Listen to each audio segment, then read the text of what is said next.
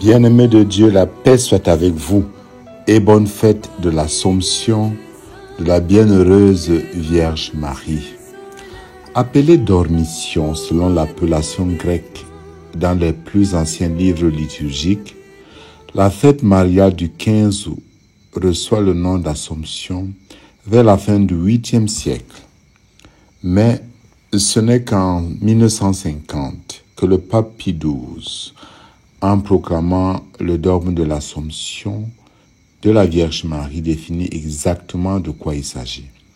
Il écrit: « Nous affirmons, nous déclarons et nous définissons comme un dogme divinement révélé que l'Immaculée Mère de Dieu, Marie toujours Vierge, après avoir achevé le cours de sa vie terrestre, a été élevée en corps et en âme à la gloire céleste. » Ceci signifie, bien-aimé de Dieu, que Dieu a préservé de la dégradation du tombeau le corps qui avait porté son propre Fils Jésus-Christ et mis au monde l'auteur de la vie. La collecte de la messe du jour fait écho à la formule du dogme. Dieu éternel et tout-puissant, tu as élevé à la gloire du ciel dans son âme et son corps Marie, la Vierge Immaculée, la mère de ton Fils. C'est bien en raison de sa maternité divine que Marie est exaltée dans les cieux, donnant à tout le peuple chrétien l'assurance que les promesses divines se réalisent. La mère de Dieu est aussi la mère de l'Église. Elle est le commencement et l'image de ce que deviendra l'Église en sa plénitude. Elle est signe d'espérance et source de réconfort pour le peuple encore en chemin. C'est ainsi que nous dit la préface de ce jour. L'Assomption de la Vierge Marie est différente de l'Ascension.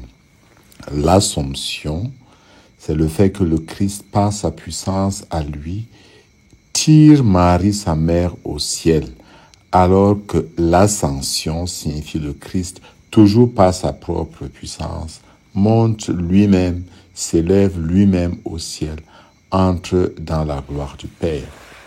Nous savons, comme nous le dit l'enseignement du Concile, que l'Église honore à juste titre d'un culte spécial, c'est que la grâce de Dieu a fait inférieure à son Fils, certes, foncièrement et essentiellement différente à son Fils, mais supérieure à tous les anges et à tous les hommes en raison de son rôle de Mère très sainte de Dieu et de son association unique au mystère du Christ. Nous appelons ça le culte d'hyper-Dudie ou vénération suréminente de Marie, ce culte est différent du culte d'adoration ou alors du culte de latrie qui n'est réservé qu'à Dieu et à Dieu seul. Mais rappelons que ce culte de Marie est fondé sur 4 vérités essentielles.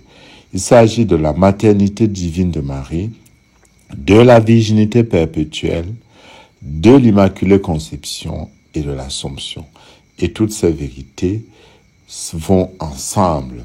Bien-aimés de Dieu, la fête de l'Assomption célèbre, comme je l'ai dit plus haut, la figure de l'image parfaite de l'Église à venir, qu'est Marie, la femme de l'Apocalypse qui donne naissance. C'est l'Église, certes, mais Marie en est la servante, l'image la plus parfaite, le membre le plus parfait. L'Assomption est également, pour toute l'humanité, un gage d'espérance, une promesse de résurrection. Nous savons que si le Christ est ressuscité, mort, Marie, d'une manière anticipée, a reçu la grâce de la purification par le sang du Christ pour qu'elle soit préservée de toute trace de péché. La même anticipation est également vécue pour la résurrection réservée à nous tous à la fin des temps. Pour Marie, elle est anticipée parce que Dieu n'a pas voulu que la mère de son Fils connaisse la dégradation du tombeau. En ce jour, nous voulons renouveler la vertu théologale de l'espérance. Dieu est fidèle éternellement. Il accomplit toujours ses promesses. Il nous a promis le bonheur. Il veut le réaliser. Il va le réaliser. Mais nous renouvelons également la vertu, la belle vertu de la foi. Marie est déclarée heureuse, bienheureuse. Mais pourquoi? Parce que elle est fidèle. Elle est celle-là, comme le dit Élisabeth, qui est bénie entre toutes les femmes, mais au-delà de tout, qui a cru à l'accomplissement des paroles qui lui furent dites de la part du Seigneur. La foi de Marie nous est donnée également comme exemple en ce jour. Croire que le Seigneur, qui, par son amour immense, adresse une parole à chacun de nous. Le Seigneur, donc, disais-je, nous appelle à entrer dans une relation de confiance, dans une relation d'abandon, dans une relation d'obéissance. Heureux serons-nous comme Marie si nous croyons que les paroles que Dieu dit s'accomplissent également dans notre vie. Mais c'est également un jour de joie. Oui, la joie nous vient du fait que notre mère, reçue à la croix, drapée aujourd'hui de soleil, qu'elle est couronnée de 12 étoiles, que la lune repose sous ses pieds. Elle est vraiment la première en chemin.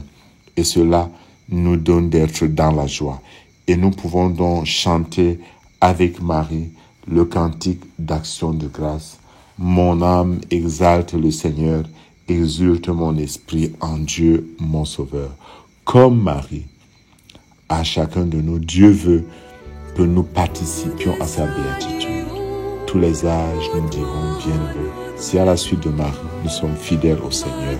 Bien-aimés de Dieu, bonne fête de l'Assomption.